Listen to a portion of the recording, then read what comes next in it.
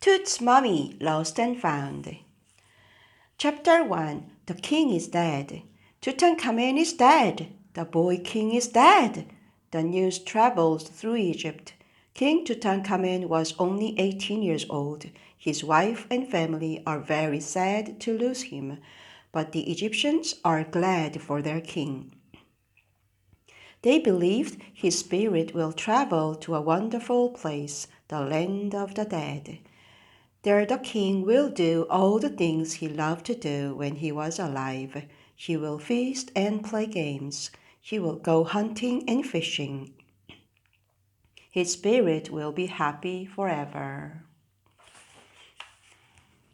Tutankhamen will need many things in the land of the dead. He will need food and furniture and clothing. He will need games and jewelry. All these things must be buried with him.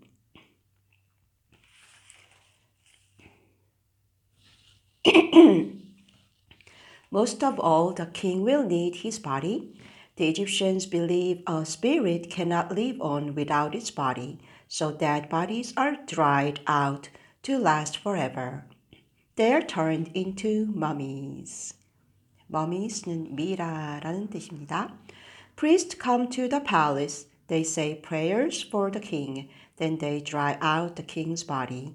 They use a special kind of salt called natron.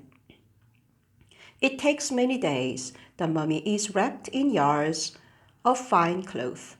More than 100 jewels and charms are tucked in the folds. The charms will keep evil spirits away from the king.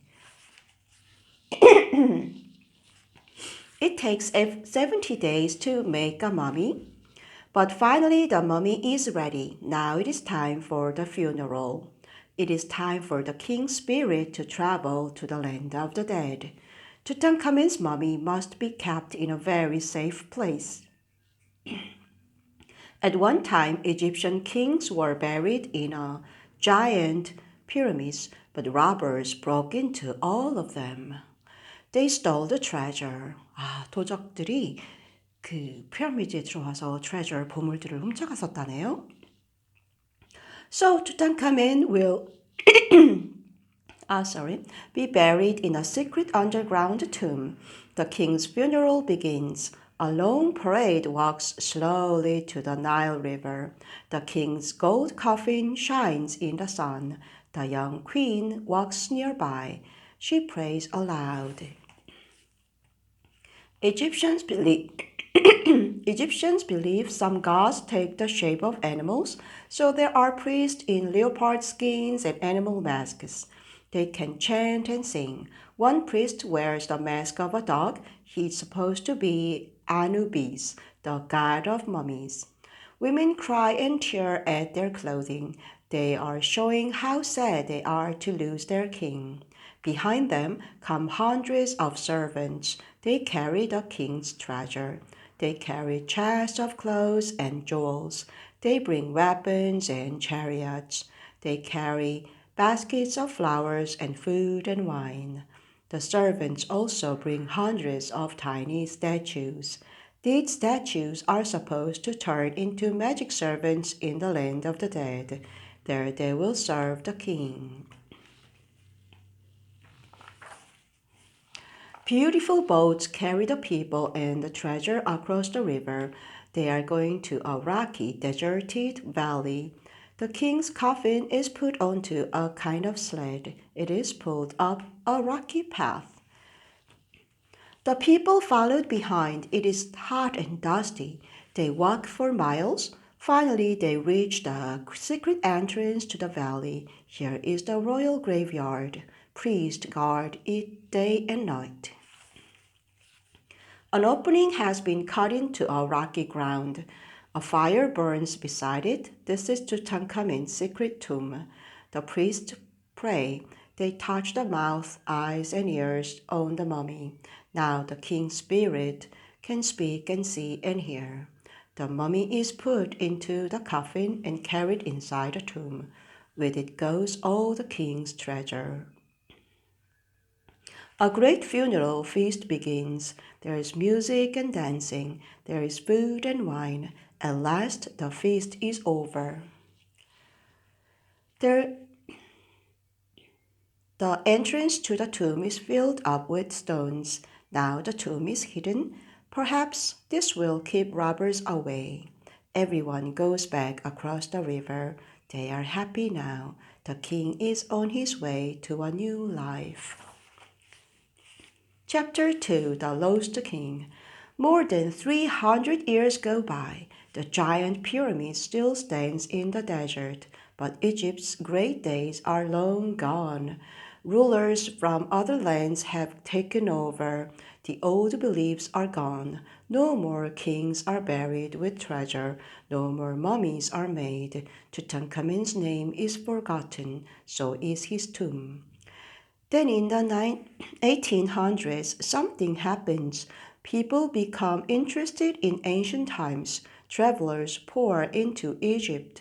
They visit the temples and pyramids. They all try to bring something back: pottery, beads, statues, even mummies. Some of the visitors are archaeologists. They are scientists who dig in the earth to find clues to the past. They travel far from the Nile. They go into the desert. They dig in the sand. They uncover forgotten temples. They find beautiful wall paintings and strange statues of animals and gods. The archaeologists find mummies, thousands of them. There are mummies of men, women, and children. There are even animal mummies. Mummy cats, mummy bulls, mummy crocodiles, even mummy insects. 신기하죠? Every archaeologist dreams of finding the tomb of a king, a tomb that has never been robbed. Scientists begin to dig in a lonely valley. It is called the Valley of the Kings. One man uncovers a hidden tomb. It belongs to a famous king. Soon dozens of other tombs are discovered, but the tombs are are all empty. Robbers looted them long, long ago. 이미 도둑들이 다 훔쳐갔었대요. By 1900, most people have given up on the valley. Every inch has been dug up, they say. No other tombs are there. But one English archaeologist does not agree. His name is Howard Carter. He thinks one king is still buried in the valley, Tutankhamun. Other scientists think Howard Carter is foolish. The valley is empty. They are sure of it. But Howard is stubborn. He first came to Egypt when he was only 17 years old. For years he worked in the valley. He knows it very well. He is sure Tutankhamun's tomb is there, and he is going to find it. Some clues have been found: a cup, a few jars, some thin sheets of gold, and all of them bear the name Tutankhamun. But all the clues were found near the empty tomb of another king. Too near. Everyone says the Egyptians wouldn't put two tombs so close together, would they? Howard does not listen to anybody, and he is lucky he meets a rich Englishman who believes in him. The man's name is Lord Carnal. Varna. He gives Howard the money he needs to start his search. Howard hires 50 men, then he sets out for the valley. It is a terrible place. There are no trees or grass, just rocky cliffs and sand. It is burning hot, dry, and dusty. The rocks give no shade, but they are good hiding places for snakes and insects. Howard does not mind. He and his men start to work. It is hard and slow. The men fill baskets with stones and sand. They carry them off and empty them. Then they come back for shore. At last, they hit something, but it's not a king's tomb. They find some old stone huts. Howard is very disappointed. He moves to a different part of the valley. He digs there for 5 long years. What does he find? Nothing. Finally, Lord Carnal has had enough. He wants to give up. Not Howard. He begs for one more try. He remembers those stone huts. He wants to dig under them. It is one place no one has ever tried. Lord Carnarvon agrees, but this is Howard's last chance.